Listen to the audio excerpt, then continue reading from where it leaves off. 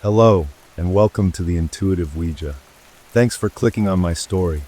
Before we begin, drop your city or country in the comments. I'm curious where in the world you're listening from. The weight of the deed in my hand felt like a promise, a solid, metallic promise that the life I had built, the things I had accumulated, were finally truly secure. It was a ridiculous thing to feel about an inanimate object, a squat, gray, fireproof box bolted into the concrete floor of my new walk-in closet. But there it was, a sense of pride so potent it bordered on arrogance. A feeling that I had outsmarted the chaos of the world by installing this $4,000 bastion of order in the heart of my new condominium, a place I'd bought with a chunk of my grandmother's inheritance, a place that was supposed to be a fresh start, a sanctuary filled with light and expensive finishes, and now, this the crown jewel of my peace of mind.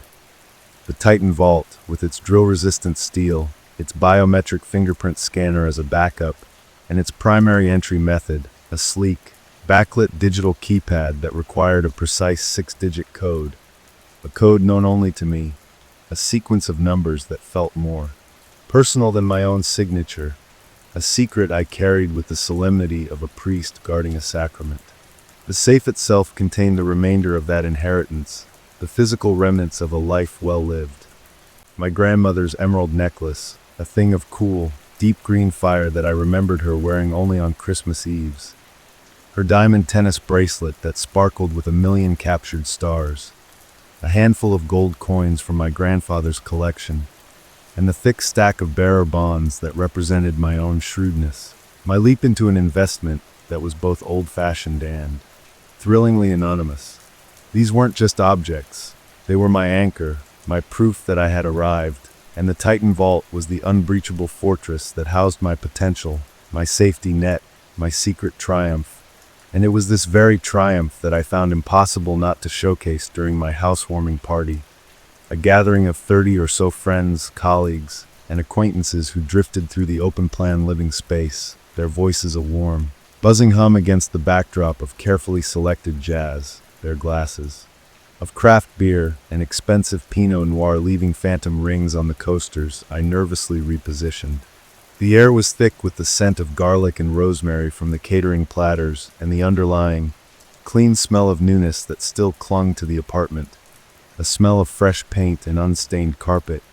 And I floated through it all, the genial host, the proud homeowner, a king in his new castle, until the conversation in the living room, fueled by alcohol and the innate human desire to discuss the possessions of others, turned, as I had both dreaded and hoped, to the one thing in the apartment that wasn't on display. It was Mark, a colleague from the finance office, who brought it up, his voice a little too loud, his face flushed with a pleasant buzz. "So Leo, give us the grand tour, man. We've seen the view, which is insane, by the way, and the kitchen that makes me want to burn my own down. But what about the secrets? The hidden treasures? I heard a rumor you invested in a panic room, or something equally badass."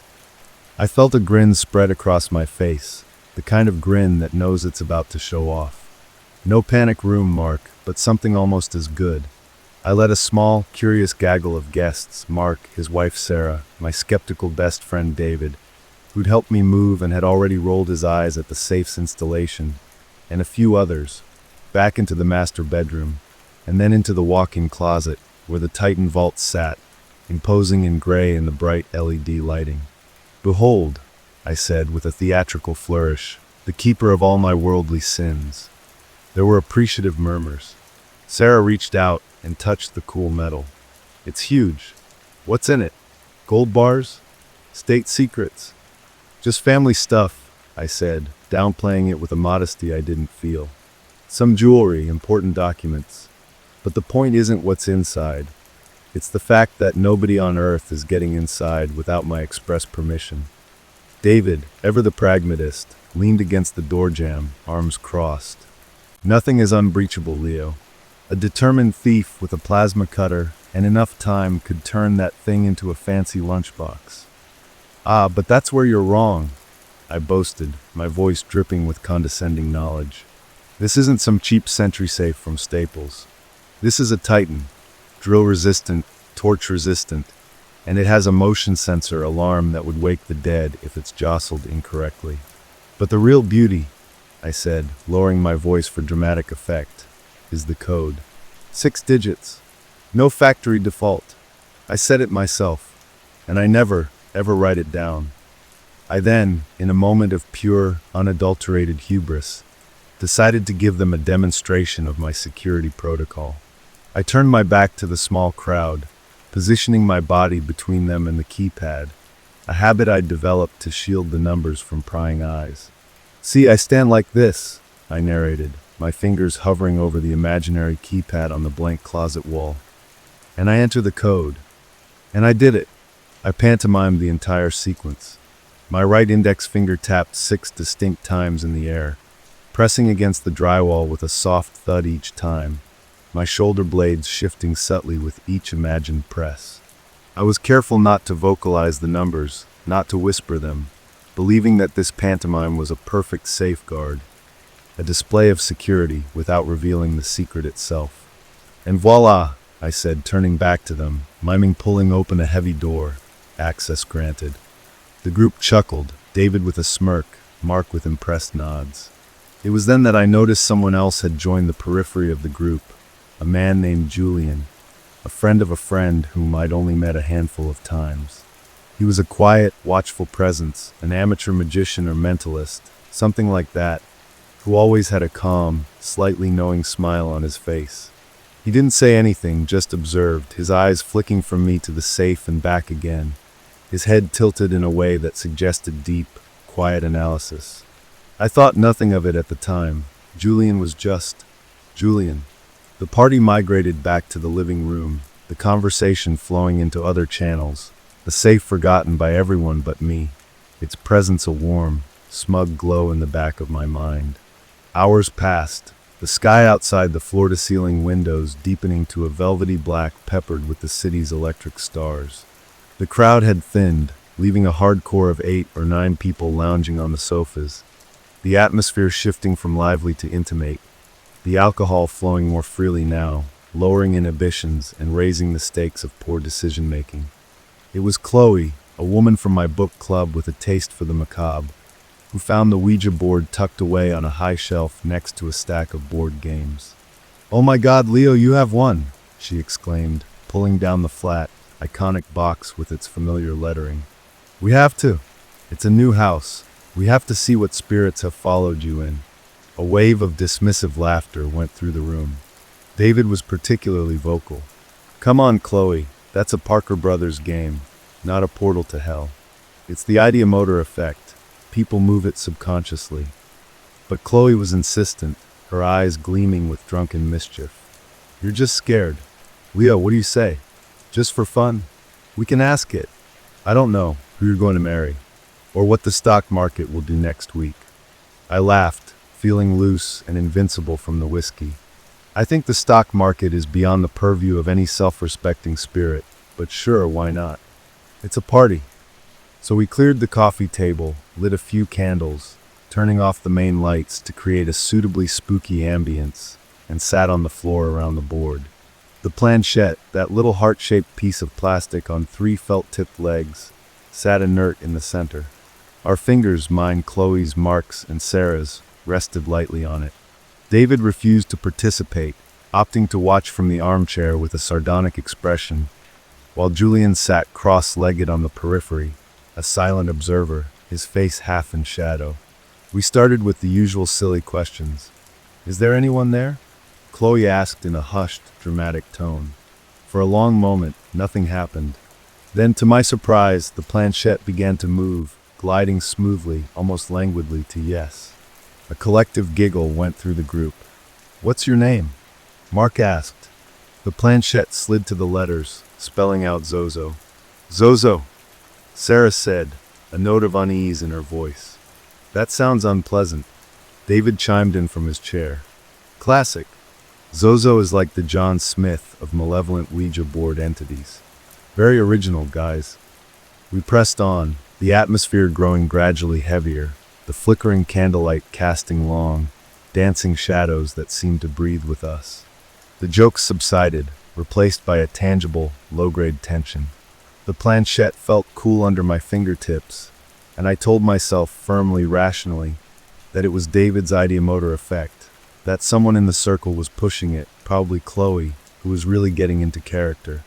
Then, in a moment of drunken bravado that I will regret for the rest of my life, I spoke, my voice cutting through the quiet. Okay, Zozo, or whoever you are, let's see how powerful you really are. You see that closet? There's a safe in there. A very good safe. It has a 6-digit code. Tell me what it is. Prove you're real. The moment the words left my mouth, a chill passed through the room, as if someone had opened a window to a winter night. It was palpable. Even David stopped smirking. Chloe shot me a look that was equal parts excitement and alarm. Leo, don't, she whispered. You're not supposed to invite that kind of thing. But it was too late. The planchette under our fingers began to tremble, a faint, almost imperceptible vibration that quickly grew into a purposeful, insistent energy. It felt different than before, no longer a lazy glide but a sharp, directed movement. My heart began to hammer against my ribs, a frantic drumbeat of sudden, primal fear. This was a joke, I screamed inside my head. This is just a game, it's Chloe pushing it, or Mark, it has to be. The planchette dragged our fingertips to the first number, 4. It paused for a second, then moved with decisive certainty to 9. My breath hitched. 4-9. That was right. The first 2 digits of my code were 4 and 9. A cold sweat broke out on the back of my neck. Coincidence, a 1 in 10 chance for each digit, a 1 in 100 for the pair, unlikely but not impossible, my rational mind stammered, struggling to maintain control. Then it moved to 1. 491. The blood drained from my face. I felt lightheaded.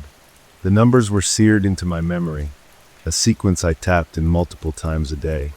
4913. The planchette slid to the 3. A low gasp escaped Sarah's lips. My own fingers felt numb, paralyzed. I tried to pull away, but some morbid, horrifying fascination kept them glued to the plastic heart. It was like watching a car crash in slow motion, an inevitable, grinding horror unfolding right under my fingertips. The planchette moved again to 8. 49138. Only 1 digit remained. The air in the room was thick, suffocating. The candle flames seemed to gutter, stretching long, distorted shadows that writhed on the walls. I could hear my own pulse thundering in my ears. This wasn't happening. This couldn't be happening. The final movement was agonizingly slow, a deliberate, cruel slide across the board until it came to rest, with a finality that felt like a physical blow on the number 2. 491382, my code. The exact, precise, secret 6-digit code to my Titan vault. For a moment, there was absolute silence, broken only by the ragged sound of my own breathing. Then everyone pulled their hands back as if the planchette had turned white-hot. Chloe let out a small shriek. Mark was swearing softly, repeatedly. What the hell was that? Sarah whispered, her face pale. I couldn't speak. I just stared at the board, at those 6 numbers laid out in a neat, terrifying row, a secret I had never spoken aloud, a sequence that existed only in my mind and in the digital memory of that safe, now spelled out by a children's toy in my living room. My skin was crawling with a dread, so profound it felt like a physical illness. David, from his chair, broke the spell. Okay, which one of you assholes is messing with Leo? That was seriously not funny. But everyone was denying it, their voices overlapping in a chorus of genuine panic and confusion. I looked at their faces, at the shock and fear mirrored in their eyes, and I knew, with a sinking certainty, that none of them had done it. My eyes flicked to Julian. He was just sitting there, his expression unreadable, a faint, almost imperceptible smile playing on his lips. He met my gaze for a second, then looked away, as if bored by the whole spectacle. The party broke up quickly after that. The mood was shattered, the fun drained away, replaced by a collective unease. People made hurried excuses, grabbing their coats and fleeing into the night, leaving me alone in the sudden, oppressive silence of the apartment. I locked the door behind the last guest and leaned against it, my legs weak. My first action was to go to the safe. I had to check. My hands were trembling so violently I could barely input the code. 4-9-1-3-8-2. But the green light flashed, and the heavy bolt thudded open. The emeralds, the diamonds, the gold, the bonds, they were all there, gleaming innocently in the closet light. I slammed the door shut, spun the dial, and leaned my forehead against the cold metal, trying to slow my racing heart. It was just a prank, I told myself over and over. A sick, incredibly well-executed prank. Someone had guessed the code, or seen me enter it somehow. It had to be David. He was the only one clever enough, the only one who knew me well enough to make a lucky guess. But the numbers weren't a birthday or an anniversary. They were random, a sequence I'd chosen precisely because it had no meaning, no connection to my life. The days that followed were a slow descent into a special kind of hell. The initial shock wore off, replaced by a gnawing, constant paranoia. Every creak of the new floorboards, every hum from the refrigerator, every siren passing in the street outside sent a jolt of adrenaline through me. I stopped sleeping. I'd lie awake in the dark, listening, convinced I could hear whispers in the ventilation system, faint scratching at the front door. I found myself checking the safe multiple times a day, then multiple times an hour, the ritual of entering the code becoming a compulsive, anxiety-driven act. Each time I opened it, a part of me expected to find it empty, a gaping black hole where my security should be. The Ouija board incident replayed in my mind on a continuous, torturous loop. The smooth, deliberate movement of the planchette, the feel of it under my fingers, the way it had paused, as if thinking before selecting each digit. I tried to convince myself it was Julian, that his quiet observation had been something more sinister, that he was a skilled mentalist who had picked up on my subtle muscle movements during my pantomime demonstration. But that explanation felt flimsy, a rational blanket thrown over a gaping, irrational abyss. How could anyone have been that precise? My fingers had moved barely an inch. It was impossible. The supernatural explanation, as terrifying as it was, began to feel more and more plausible. I started researching online, falling down rabbit holes of paranormal forums, reading stories of Zozo and other Ouija board demons, each tale more horrifying than the last. I became a ghost in my own home, pale and jumpy, my work suffering, my friendships fraying as I avoided calls, especially from David, who kept checking in, his voice laced with a concern that I began to interpret as pity or worse, guilt. A week passed, then 10 days. The initial peak of terror began to subside into a low, constant hum of anxiety. Maybe it was just a prank, I started to think again. Maybe the stress and the alcohol had amplified everything. I was finally beginning to breathe easier, to consider maybe seeing a therapist, when I came home from a particularly draining day at work. The condo was silent, everything exactly as I had left it, but something felt off, a subtle wrongness in the atmosphere, like a single note played out of tune in a familiar song. I walked into the bedroom, then the walk-in closet, my steps slow, hesitant. The Titan vault sat there, as it always did. But something was different. There was a tiny, almost invisible scratch on the keypad faceplate that I didn't remember being there before. A cold knot tightened in my stomach. My hands, once again, began to shake as I positioned myself in front of the keypad. I entered the code, 4-9-1-3-8-2. I pressed the enter key. Instead of the satisfying green light and the heavy clunk of the bolt retracting, a red light flashed. Error. My blood ran cold. I must have mistyped. I took a deep, shuddering breath and tried again, slower, more deliberate, pressing each button with exaggerated care. 4-9-1-3-8-2. Error. The red light mocked me. Panic, pure and undiluted, erupted in my chest. I tried a third time, my fingers slipping on the keys, my vision blurring. Error. Frantically, I used the biometric backup, pressing my thumb against the scanner. It beeped, a different, higher-pitched sound than usual, and a message flashed on the small screen. Biometric override engaged. Safe opened 2:17 a.m. September 24th. My heart stopped. September 24th. Last night. I hadn't opened the safe last night. I'd been in bed, drowning in a fitful sleep. With a cry that was half sob, half scream, I grabbed the handle and pulled. The door, unbolted, swung open easily, silently. The inside was a void. Empty. A cavern of bare, gray metal. The emerald necklace, the diamond bracelet, the gold coins, the thick stack of bonds, all of it gone. Every last bit of my security, my inheritance, my future vanished. The violation was absolute, physical, a punch to the gut that drove the air from my lungs. I slumped to the floor, my back against the cold wall of the closet, staring into the hollow belly of the safe. I don't know how long I sat there, numb, hollowed out, the world reduced to the sterile gray of that empty box. Eventually, through the fog of shock, a single, coherent thought emerged: the security system. The building had cameras in the hallways, in the lobby, in the elevator. My own system, which I'd installed with such pride, had a camera in the living room and one pointed at the front door. It was motion-activated, cloud-based. There would be a record. There had to be a record. I scrambled to my feet, stumbling to my laptop, my hands trembling so badly it took me 3 tries to type in my password. I logged into the security portal, my breath catching in my throat. The timeline showed motion alerts from the previous night. One at the front door at 2:13 a.m. Another in the living room at 2:15 a.m. A third, a long one, in the hallway leading to the bedroom, starting at 2:16 a.m. I clicked on the front door video first. The timestamp glowed in the corner, 2 hours, 13 minutes, and 4 seconds. The video was grainy, illuminated by the dim hallway sconces.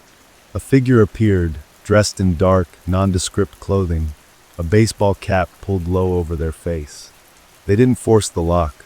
They simply approached the door, and after a moment it swung open. They had a key, or they had picked the lock with an expert's ease. My blood ran cold. They moved inside, and the camera angle switched to the living room view. The figure walked with a calm, purposeful stride, not furtive or hurried, but like they belonged there. They didn't look at the camera, but their path took them directly past it. For a fleeting second, as they passed beneath a small night light I kept plugged in near the bookshelf. The glow illuminated the lower half of their face. I paused the video, zoomed in. The image was pixelated, but there was no mistaking the shape of the jaw, the faint, familiar curve of a smile. It was Julian. The horror that washed over me then was of a different quality than the supernatural dread I'd felt during the Ouija board session. This was colder, sharper, more intimate. This was the horror of human betrayal, of calculated manipulation. I felt a nausea so profound I thought I would vomit. With a trembling hand, I clicked on the final video, the one from the hallway camera. The timestamp read 2 hours, 16 minutes, and 28 seconds. Julian walked down the hall, his movements efficient and sure. He entered my bedroom, and a moment later, the camera picked up the faint, electronic beep of the safe's keypad. He was in there for less than a minute. Then he reappeared, a dark, lumpy bag in his hand that hadn't been there before. He walked back down the hall, through the living room, and out the front door, closing it softly behind him. The entire invasion had taken less than 3 minutes. I rewound the hallway footage, focusing on the moment he entered the bedroom. I turned up the volume to its maximum, my ear pressed close to the laptop speaker. There was the rustle of his clothing, the sound of his footsteps on the carpet. Then, clearly, unmistakably, came a series of 6 soft, distinct beeps. I listened, my heart frozen in my chest. Beep, beep, beep, beep, beep, beep. I counted them. 6. Then, a half-second later, the heavier, metallic thud of the bolt releasing. He had keyed in the code, not with hesitation, not with trial and error, but with the smooth, practiced ease of someone who knew it by heart. 4-9-1-3-8-2. The numbers the planchette had spelled out. The numbers from my drunken pantomime. In a devastating, gut-wrenching flash of clarity, it all came together. Julian, the quiet observer, the mentalist. He hadn't been reading my mind. He'd been reading my body. While I was boastfully demonstrating my security, turning my back, thinking I was so clever, he had been watching. He'd seen the subtle, almost imperceptible movements of my fingers against the wall, the slight shifts in my shoulder and arm muscles as I tapped each imaginary number. He had deduced the code from my pantomime, a feat of observation so acute it seemed like witchcraft. The Ouija board session wasn't a supernatural event. It was the second phase of the robbery. It was a performance, a cruel, psychological sleight of hand designed by a master manipulator. He had used the board and the power of suggestion and the collective panic of the group to make the planchette move, to spell out the code he had already stolen, not to prove the existence of spirits, but to terrify me, to send me down a rabbit hole of paranormal fear, to make me doubt my own sanity. He knew a rational man who believed he'd been haunted would be a distracted, paranoid, unstable man, a man who might misremember events, a man who would be a less credible witness, a man who would be looking for ghosts when he should have been looking for a thief. The robbery wasn't the violation, the Ouija board was. The theft of my possessions was a financial catastrophe, but the theft of my peace of mind, the poisoning of my sense of reality, that was the true crime. The police were useless. Julian, of course, had vanished. The name and address he'd given were fake. The friend who'd brought him claimed to have only known him casually from a magic club. The items, being largely untraceable bearer bonds and unregistered jewelry, were gone forever. The insurance company fought the claim, citing my failure to secure the access code and the bizarre circumstances, and after months of legal wrangling, I received only a fraction of the value. But the money, the jewels, they became almost secondary. The real loss was intangible. I sold the condo, the site of my humiliation and terror. I moved into a rental, a ground-floor apartment with no safe, with nothing of real value to protect. The Ouija board knew the passcode to my safe. I repeat that sentence to myself sometimes in the dead of night, when the silence is too loud. It's the hook the whole terrible story hangs on, a party anecdote turned nightmare. But I know the truth now, a truth far more chilling than any ghost. The spirit was real, all right. It was just a human one. It was the spirit of greed, of cunning, of a betrayal so perfectly executed it felt like magic. And sometimes in my dreams, I don't see the empty safe or Julian's calm face on the grainy video. I see the planchette gliding across the board, and I feel its movement under my fingers, a movement that was not a message from the dead, but the precise, calculated pressure of a living, breathing monster who was standing right behind me, watching, learning, and waiting for the perfect moment to take everything I had. The aftermath was a different kind of haunting, one not of spectral whispers, but of crushing, mundane silence. The empty spaces where those glittering things once were now filled with the heavy, leaden weight of my own foolishness. A foolishness that felt less like a simple mistake and more like a fundamental character flaw, an open wound in my psyche that would never fully scar over.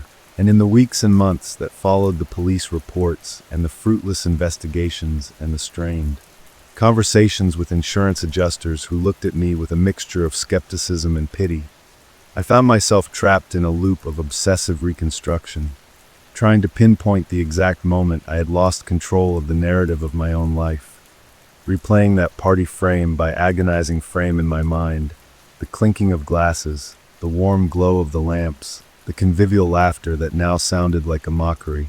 And I kept coming back to Julian, to his calm, observant presence, a predator who had not stalked me with violence, but with patience and intellect, a spider who had felt the faintest vibration on the web of my arrogance and had known exactly how to pluck it to draw me in. And I remembered how he had barely spoken all night, how he had simply absorbed everything, his eyes missing nothing, and I realized with a sickening lurch that the Ouija board itself had likely been his idea, not Chloe's. He must have subtly planted the suggestion in her mind, a casual comment about it being a fun activity for a new house, a seed he knew would blossom in the fertile, alcohol-soaked soil of the party's later hours, making her believe the thought was her own. And he had positioned himself perfectly during the session, not as a participant but as an audience member, a director overseeing his own malevolent play, ensuring his fingers were nowhere near the planchette so he could never be a suspect. And I tortured myself with the memory of my pantomime, my back turned, my fingers tapping so confidently against the wall, and I tried to see it from his perspective, to understand how he had done it.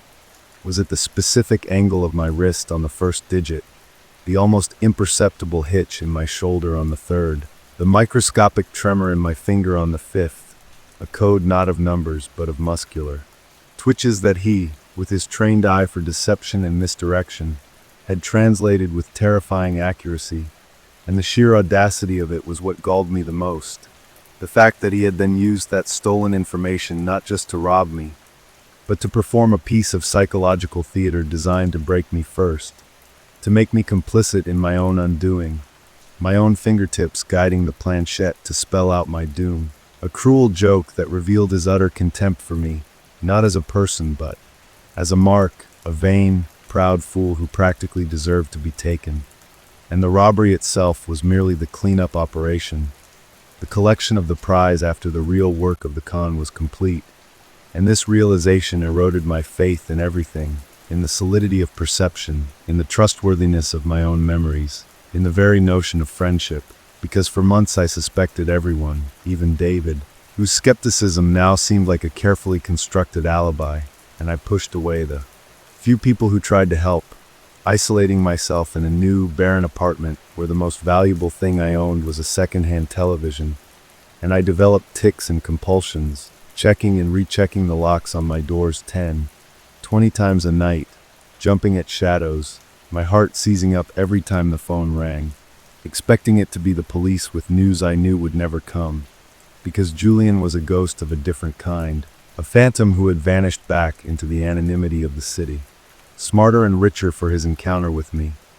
And I sometimes catch myself in crowds, on the subway, in a coffee shop, scanning faces for that specific calm expression, that knowing half-smile, and I know I will never see him again. But the looking has become a habit, a permanent part of my new reality, a life sentence of vigilance born from a single night of hubris. A night where I learned that the most terrifying monsters aren't the ones that come from beyond the grave, but the ones who sit beside you on the floor, smiling quietly as they convince you that the horror you feel is magic, when it is only, and always has been, them. The silence in this new, anonymous apartment is different from the silence in the condo. That silence was pregnant with the echo of things lost, a resonant, accusing quiet. But this silence is hollow, a vacuum where nothing of consequence ever happened and nothing of value remains to be taken. And I find a perverse solace in its emptiness, in the knowledge that I am now a man with nothing left to steal, my worth no longer measured in emeralds or bonds, but in the sheer, stark fact of my continued existence, an existence that feels more like a vigil than a life, a constant, wearying watch against a threat that has already come and gone but whose shadow lingers, staining every interaction with a faint patina of suspicion. Because how can you ever know, truly know, the intentions of another person after you've seen how effortlessly a human face can mask a predator's heart, how a friendly smile can be a weapon and a quiet observation a violation? And this skepticism has seeped into my bones, making me brittle and distant, a ghost at my own job, performing tasks with robotic efficiency, avoiding the holiday parties and after-work drinks where such betrayals are born. And I see my colleagues not as companions but as potential Julians, each with their own hidden agendas, their own watchful eyes. And I know this is no way to live, that this paranoia is a slower, more insidious theft than the one he perpetrated, a theft of my capacity for joy, for connection, for trust. But knowing it and stopping it are two different things, like trying to unlearn the color of the sky after you've seen it turn black. And so I remain here, in this beige box of a living room, the glow of the television my only consistent companion, and sometimes, in the deep, quiet hours of the night, I don't think about the safe or the jewels or even Julian's face on that grainy tape. Instead, I think about the planchette, that simple piece of plastic, and I am struck by the terrifying elegance of his method, the sheer psychological brilliance of using my own fear against me, of weaponizing the unknown to conceal a very known, very human crime.